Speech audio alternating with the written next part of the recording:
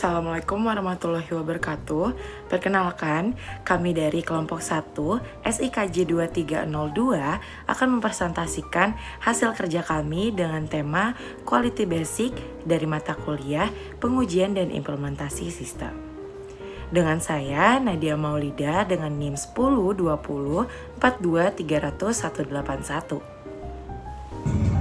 Baik, di presentasi kali ini kami akan membahas tentang pendahuluan, perspektif kualitas, 5 perspektif kualitas, pandangan kualitas Townsend, jaminan kualitas versus kontrol kualitas, kesenjangan kualitas, metode untuk menutup kesenjangan, fokus kepuasan pelanggan, strategi peningkatan kualitas, biaya kualitas COQ, dan yang terakhir faktor kualitas perangkat lunak. Topik pertama yang akan saya bahas merupakan pentingnya kualitas. Kualitas sendiri adalah fondasi utama dalam pengembangan dan pengujian perangkat lunak. Ada 3 dasar-dasar kualitas yang sangat krusial. Yang pertama, keberhasilan proyek. Yang kedua, kepuasan pelanggan. Yang terakhir, reputasi organisasi. Dalam keberhasilan proyek memiliki 3 poin. Yang pertama, menjamin produk memenuhi standar yang ditetapkan.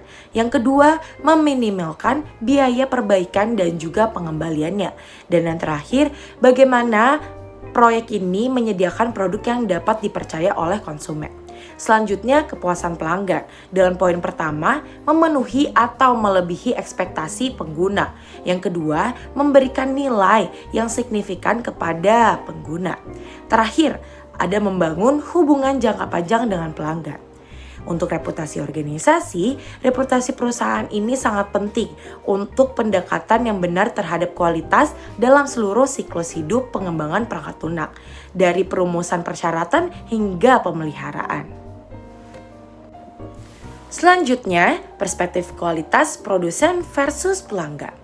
Kualitas dalam konteks perangkat lunak bisa dilihat dari 2 sudut pandang yang berbeda. Masing-masing ini memberikan wawasan yang unik dan membuat suatu produk dianggap baik. Dalam pandangan produsen, definisinya menyesuaikan spesifikasi dan juga persyaratannya. Ada juga fokusnya nih. Untuk fokus produsen itu tuh proses internal, standarnya, dan juga desainnya. Tujuannya dari produsen ini membangun produk sesuai rencananya. Dan yang terakhir, pengukurannya. Untuk pengukuran dari pandangan produsen itu adalah mematuhi terhadap spesifikasi dan juga cacat internal. Kalau pandangan pelanggan, definisinya menyesuaikan untuk digunakan, terus memenuhi kebutuhan dan juga harapannya para pelanggan. Fokusnya apa sih dalam pelanggan ini? Fokusnya yaitu pengalaman penggunanya, terus fungsionalitasnya dan juga nilainya. Tujuan dari pelanggan ini memecahkan masalah, memberikan kepuasan. Pengukurannya apa nih dari pelanggan? Pengukurannya adalah kepuasan pelanggannya, kinerja dari produknya, keandalannya, dan juga kegunaannya.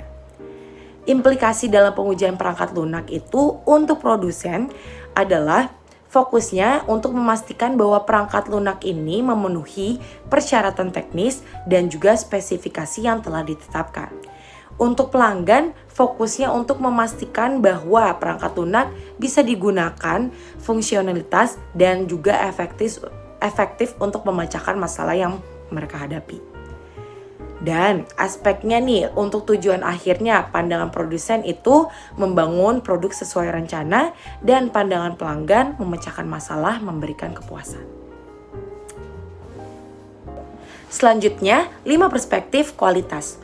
Menurut David Garvin, dengan kami mengidentifikasikan 5 perspektif, itu bisa memahami kompleksitas konsep ini secara lebih mendalam. Yang pertama, transenden. Menurut transenden, kualitas itu suatu yang dapat dikenali tetapi juga sulit didefinisikan secara eksplisit.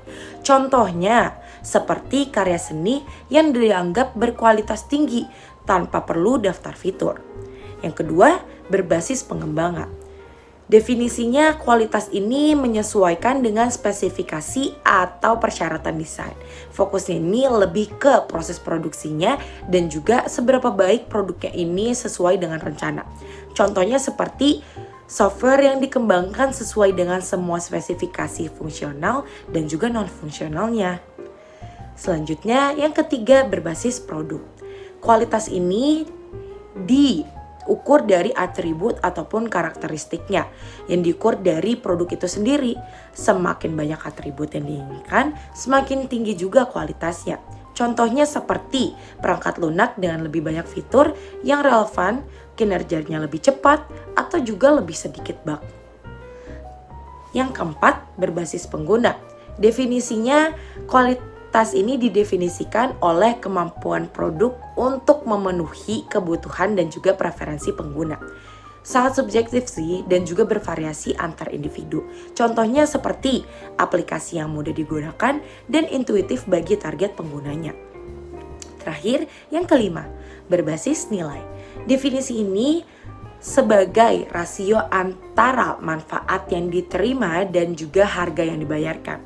Produk berkualitas juga pastinya memiliki harga yang tinggi. Contohnya, perangkat lunak yang menawarkan fungsionalitas kuat dengan biaya lisensi yang kompetitif. Baik, di sini saya akan menjelaskan tentang pandangan kualitas menurut Thomson. Jadi di sini ada dua sudut pandangan penting, yaitu secara fakta dan kualitas dalam persepsi.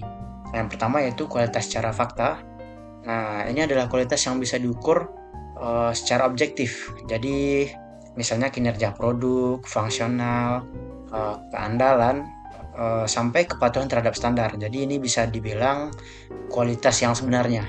Nah, yang kedua yaitu kualitas dalam persepsi. Nah, ini bagaimana pelanggan merasakan sebuah kualitas dari produk. Nah, ini bisa dipengaruhi pengalaman, pelayanan, bahkan seperti iklan. Nah, karena itu kualitas ini sifatnya subjektif, bisa berbeda-beda tiap orang. Jadi selanjutnya itu pentingnya mengelola keduanya. Di sini dua pandangan ini harus dikelola bersama. Jadi produk dengan kualitas fakta yang tinggi bisa dianggap jelek kalau persepsi pelanggan buruk. Nah, sebaliknya produk yang biasa saja bisa dianggap sangat berkualitas jika persepsi orang tentang produk ini positif. Nah, jadi perusahaan harus menjaga kualitas nyata sekaligus membangun persepsi yang baik. Selanjutnya, sini saya akan menjelaskan tentang perbedaan dari quality assurance dan quality control. Nah, yang pertama itu quality assurance itu lebih berfokus pada proses. Jadi sifatnya seperti pencegahan. Nah, jadi tujuannya agar kesalahan tidak muncul di awal. Nah, begitu. Jadi quality assurance ini berlaku di setiap tahapan pengembangan software lah, dan biasa melibatkan semua pihak. Nah, selanjutnya yaitu quality control. Quality control ini lebih bersifat ke produk. Jadi sifatnya reaktif karena tujuannya untuk menemukan dan memperbaiki kesalahan itu sudah ada. Jadi quality control ini biasanya dilakukan pada tahap pengujian dan lebih banyak dikerjakan oleh tim penguji. Jadi metode ini bisa berupa pengujian unit, integrasi, sistem, maupun inspeksi. Nah, selanjutnya kita lanjut ke kesenjangan kualitas. Nah, di sini tuh kesenjangan kualitas terbagi menjadi dua kategori. Yang pertama itu kesenjangan produsen. Nah, ini tuh perbedaan antara persyaratan yang dipahami tim pengembang dengan produk perangkat lunak yang benar-benar dihasilkan. Lalu yang kedua ada kesenjangan pelanggan. Nah, kesenjangan pelanggan ini tuh perbedaan antara harapan pelanggan terhadap perangkat lunak dan produk yang benar-benar mereka terima.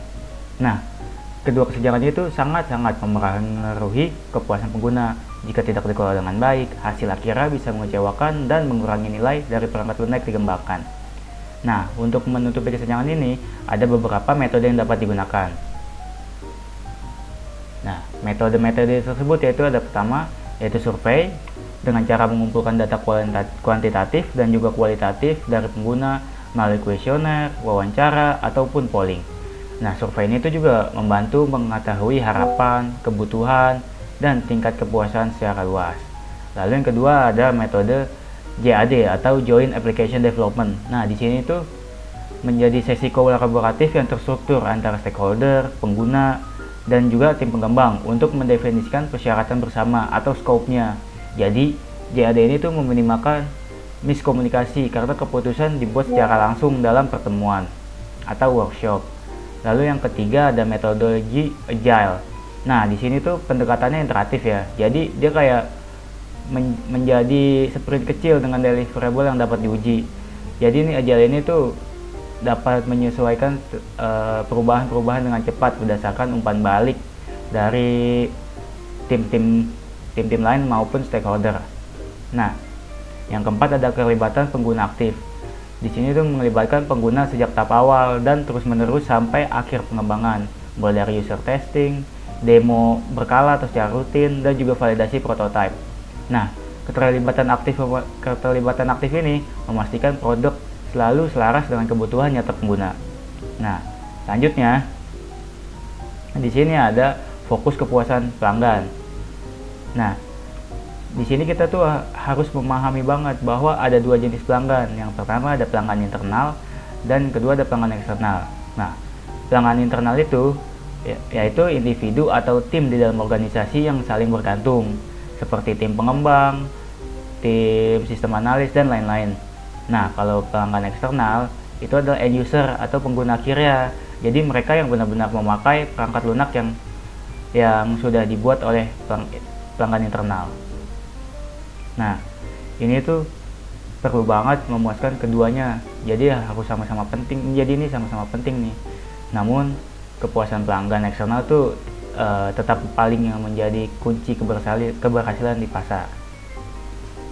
Nah, selanjutnya ada strategi peningkatan kualitas. Di sini agar kualitas perangkat lunak terukur, kita bisa menggunakan beberapa metode. Nah, diantaranya itu ada SMART. SMART itu ada spesifik, measurable, achievable, realistic, dan juga time. Nah, lalu selanjutnya ada strategi kedua, yaitu strategi pengujian yang komprehensif. Nah, di sini tuh meliputi pengujian yang fungsional, non-fungsional, kinerja, keamanan, dari level unit hingga sistem. Nah, selanjutnya ada strategi tinjauan dan audit, seperti review kode dari atasan-atasan, tinjauan desain dari tim, dari atasan maupun yang lain-lain, dan juga tinjauan persyaratan juga seperti itu. Jadi di sini bisa dipastikan untuk hasilnya itu tetap di dalam jalur atau dalam standar. Nah, strategi yang terakhir yaitu pengukuran dan analisis. Misalnya nih, kita dengan mengumpulkan metrik seperti jumlah cacat, kepadatan cacat, MTTR, hingga kepuasan pengguna. Nah, dengan pendekatan ini, kesenjangan kualitas dapat diperkecil dan perangkat lunak yang dihasilkan juga akan lebih sesuai dengan kebutuhan pengguna. Oke, sekarang kita masuk ke subtopik, yaitu the cost of quality atau biaya kualitas. Singkatnya, biaya kualitas itu adalah sebuah biaya yang muncul karena kualitas, baik itu biaya untuk mencegah masalah, biaya untuk memeriksa kualitas, maupun biaya akibat kegagalan produk itu sendiri. Ada 3 kategori utama. Yang pertama ada prevention cost atau biaya pencegahan. Itu biaya yang dikeluarkan untuk mencegah cacat sejak awal, contohnya pelatihan dan perencanaan kualitas.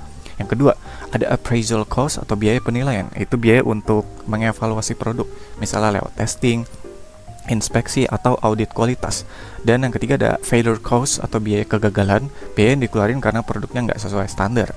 Selain itu juga ada cost of production di sini, kayak biaya tools, infrastruktur, atau biaya yang kita keluarin buat benar-benar bikin produknya. Next, kita masuk ke distribusi kualitas. Studi menunjukkan bahwa dalam proyek IT, cost of quality itu bisa mencapai 50% dari total biaya project. Dan dari 50% itu, ada 3% buat prevention cost, 7% buat appraisal cost, dan yang paling gede itu ada failure cost, sebesar 40%. Artinya, sebagian besar uang perusahaan itu habis cuma buat perbaikin produk yang gagal. Bisa dari internal failure, kegagalan yang ditemuin sebelum produk sampai ke tangan pengguna. Terus ada juga eksternal yang baru ketahuan setelah dipakai pengguna. Nah, sebelum itu, sebenarnya biaya kualitas itu kita bisa lihat sebagai dua sisi. Yang pertama ada cost of conformance atau biaya kesesuaian, yaitu investasi untuk mastiin produk sesuai standar sejak awal, yang mencakup prevention dan appraisal. Bisa dibilang ini investasi untuk menuju ke good quality-nya. Sebaliknya ada cost of non-conformance atau biaya ketidaksesuaian, yaitu timbul karena ya produknya nggak memenuhi standar gitu, alias failure cost. Hasilnya ya tentu aja bad quality gitu. Kalau ditampilin dalam bentuk visual, kita bisa lihat iceberg diagram ini. Jadi di atas permukaan es ini biaya yang visible, terlihat. Jadi artinya bisa langsung dihitung biayanya, kayak rework, testing cost, rejects, waste, dan lain-lain. Terus di bawah permukaan kalau kita lihat di sini ada biaya yang tersembunyi nih, artinya nggak bisa dihitung secara formal, kayak complaint handling, unused capacity, dan lain-lain yang kita bisa lihat di sini banyak banget. Tentunya di sini kita harus fokus di prevention dan appraisal biar hidden cost-nya tuh nggak terlalu besar. Nah, maka dari itu muncul konsep yang namanya quality is free yang dipopulerkan sama si Philip Crosby. Kita bisa lihat diagramnya di sisi kiri, biayanya itu didominasi sama price of non-conformance atau biaya kegagalan yang gede banget. Di sini kita cuman sedikit ngeluarin buat duit buat prevention dan appraisal. Walaupun kita berusaha do it right the first time, kalau nggak ada investasi yang cukup di awal, biaya kegagalan ya bakal bengkak terus gitu. Tapi di sisi kanan kita bisa lihat di sini, setelah kita berani invest lebih banyak di prevention, hasilnya beda. Price of non-conformance atau biaya kegagalan itu langsung anjlok banget di sini. Pengurangan biaya juga ya jauh lebih besar daripada invest awal kita. Intinya kalau dari awal kita berinvestasi di prevention dan appraisal, kita tuh sebenarnya lagi hemat uang karena biaya untuk perbaikin produk rusak di akhir itu jauh lebih mahal dibanding mencegah dari awal gitu. Terus kita masuk ke bagian singkat tentang software quality factors. Kayak menurut McCulloch's Models ini ada 3 kategori besar. Yang pertama ada product operation, bagaimana software itu bekerja sehari-hari. Terus ada product revision, bagaimana software bisa diperbarui. Dan yang terakhir ada product transition, bagaimana software bisa beradaptasi. Dan ada komponen-komponennya kayak correctness, flexibility, usability, dan lain-lain. Next, ada definisi lebih lanjut dari setiap faktor kualitas, mulai dari product operation, yaitu fokus terkait bagaimana software itu bekerja sehari-hari. Intinya ya, kita melihat apakah software itu benar-benar berfungsi akurat, efisien, aman, dan mudah digunain sama pelanggannya gitu, sesuai kebutuhan pelanggan. Selanjutnya kita beralih ke product revision. Kita melihat seberapa mudah software itu bisa diubah, diperbaiki, atau diuji saat ada perbaikan atau pembaruan. Dan yang terakhir ada product transition yang berhubungan dengan kemampuan software untuk beradaptasi. Di sini kita bisa lihat apakah software bisa dipakai di perangkat lain atau berinteraksi di sistem lain, dan apakah komponennya bisa digunakan lagi di proyek lain atau enggak gitu. Jadi dengan memahamin faktor-faktor ini kita bisa menilai apakah software itu hanya sekedar jalan atau benar-benar berkualitas sesuai dengan kebutuhan penggunanya. Kami kelompok 1 mohon maaf jika ada salah kata. Terima kasih. Wassalamualaikum warahmatullahi wabarakatuh.